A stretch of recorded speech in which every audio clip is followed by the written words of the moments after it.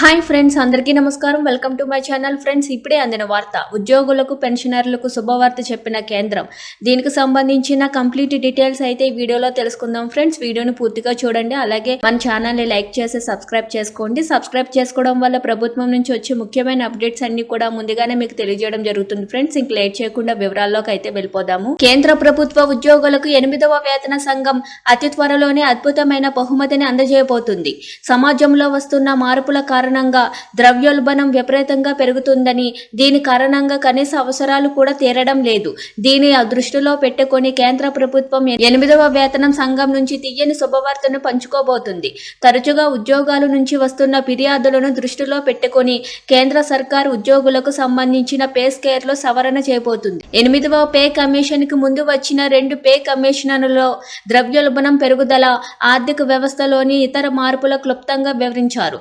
దీనిని దృష్టిలో పెట్టుకొని కేంద్ర ప్రభుత్వ ఉద్యోగుల జీతాల వ్యవస్థలో అనేక మార్పులను తీసుకువచ్చేందుకు ప్రస్తుతం 8వ వేతన సంఘం వివిధ వేదికలను చర్చలు జరుపుతున్నట్లు తెలుస్తుంది. ఇక 7వ వేతన సంఘం విషయానికి వస్తే ఇందులో కూడా ప్రభుత్వం కొన్ని అంశాలను ప్రస్తావించింది.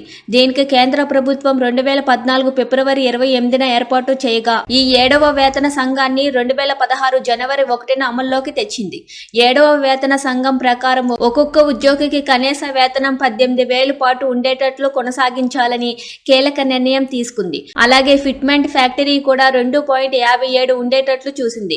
దీంతో ఒక్కొక్క ఉద్యోగికి ఈ పే కమిషన్ ప్రకారం దాదాపు 11,000 పైగా జీతం పెరిగింది. ఇక 6వ వేతనం వివరాలు చూస్తే, ఈ సంఘాన్ని జూలై 2006 సంవత్సరంలో కేంద్ర ప్రభుత్వం ప్రారంభించింది.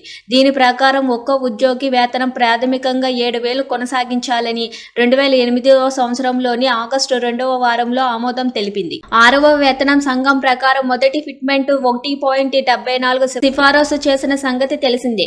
అయితే దీనిని పోను 1.86కి పెంచుతూ వచ్చింది. ఈ సంఘం ప్రకారం ఉద్యోగులంతా 2008వ సంవత్సరం సెప్టెంబర్ 1వ తేదీ నుంచి అన్ని అలవెన్స్లు పొందారు. అలాగే జీవనాధార భత్యం కూడా 16 నుంచి 22% పెరిగినట్లు సమాచారం. ఇక 8వ సంఘం వేతనం విషయానికి వస్తే, దీనిని కేంద్ర ప్రభుత్వం 2026 సంవత్సరంలో అమల్లోకి తీసుకురాబోతున్నట్లు తెలుస్తుంది. ఇప్పటికీ ఈ వేతన సంఘం గురించి కేంద్ర ప్రభుత్వం అధికారికంగా ఎలాంటి ప్రకటన చేయలేదు. కానీ ఈ వేతన సంఘం అమల్లోకి వస్తే జీతాలు భారీగా పెరిగే అవకాశాలు ఉన్నాయి. 8వ వేతనం సంఘం కేంద్ర ప్రభుత్వం అమల్లోకి తీసుకువస్తే ఒక్కొక్క ఉద్యోగి మూల వేతనం దాదాపు 20 నుంచి 35% వరకు పెరిగే అవకాశాలున్నాయి.